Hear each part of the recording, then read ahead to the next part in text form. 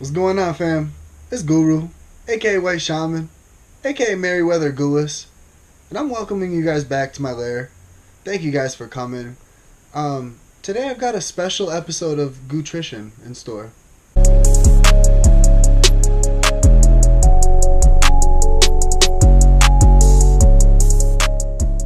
Alright, Goo Gang. So, about 4 or 5 years ago, I don't even remember really where or how I found out about this, but I heard through the grapevine that eating soy or, ingesting any soy products has negative effects on a male's testosterone production. So a negative effects on a male's ability to produce testosterone. And obviously that was a red flag, and I don't even remember where I heard that, but I immediately shut it down. So I remember actually back then, it was a couple years ago, whatever, 4 or 5 years ago, I Googled, why should you not eat soy as a male? And, Google has that automatic answer that pops up. You don't have to click on anything, and it's just right there. And, it was like, eating soy has negative effects on male, production of testosterone, so I was like, okay. And lately, let's fast forward 2018, lots of clients, lots of conversations about fitness and health. And I have a lot of questions about soy. Should I eat soy? Is that a myth? What's up with that? And so, it's funny. I just Googled, why should you not eat soy as a male, again. And a completely different thing popped up. It says, it actually said, soy has no effects on male testosterone production, And then the source was like a soy company or a soy website. So I found that interesting, and I did some further research. Keep in mind, as a manufacturer, soy is extremely cheap to produce, and if you look at a lot of products these days, soy is unnecessarily in a lot of them as a filler because it's cheap. Back in the day, I Googled why men should not eat soy, and it gave me the answer that soy lowers a male's testosterone production. So I just typed it in right now. I've got my computer out, excuse me. I'm going to read from it. But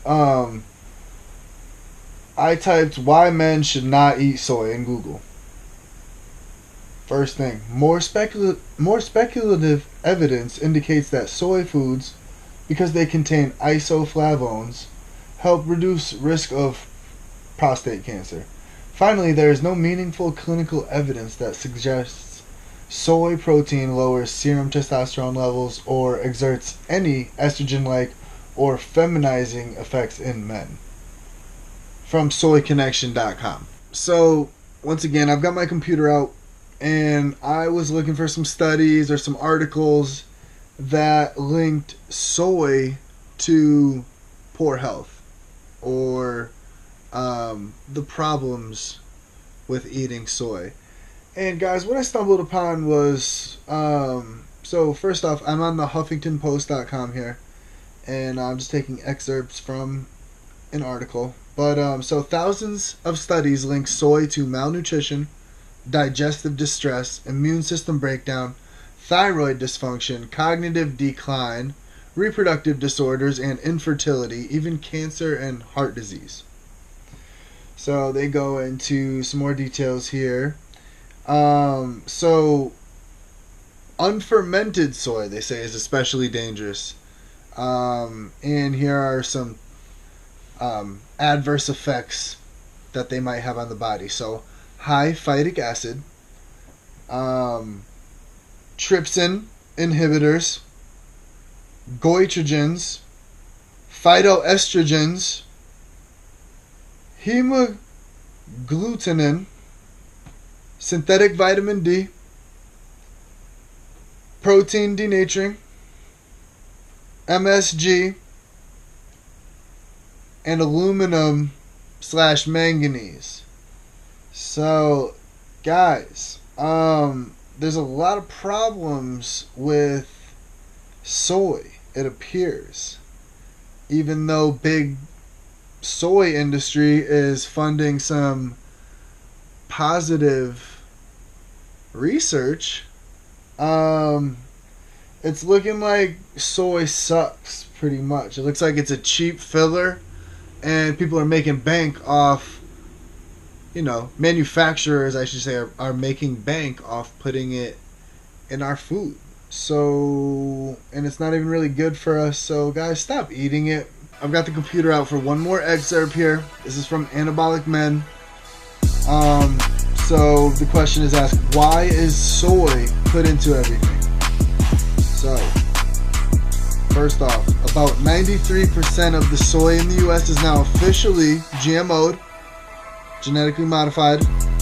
That means that soy is extremely cheap, like I said, and manufacturers like cheap food. Yeah, so Soy Joy, all caps, is one of the leading sponsors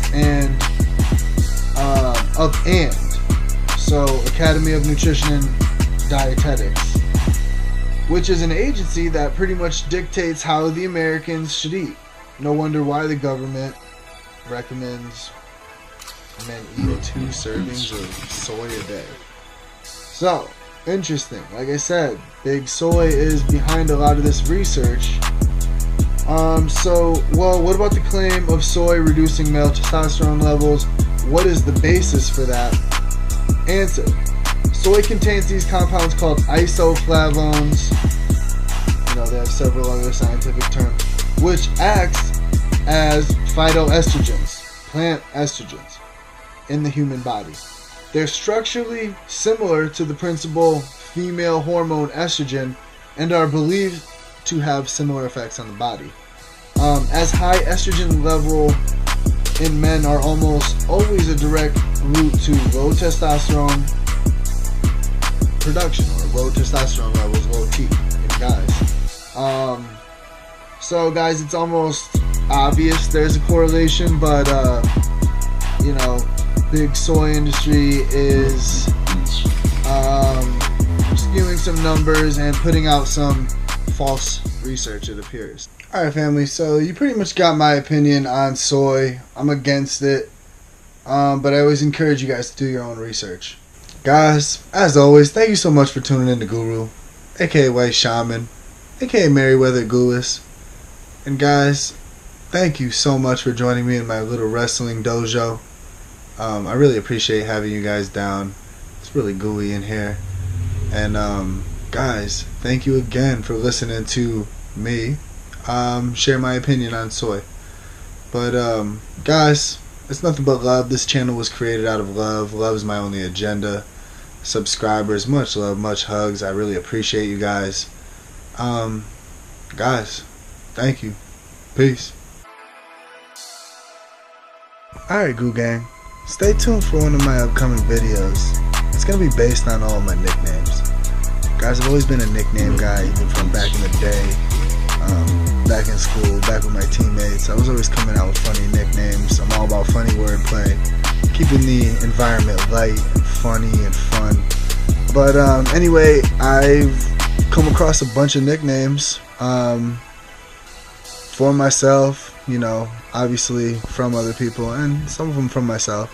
But guys, I'm going to make a video explaining all of the wordplay and all the funny thoughts that go into the nicknames. Peace.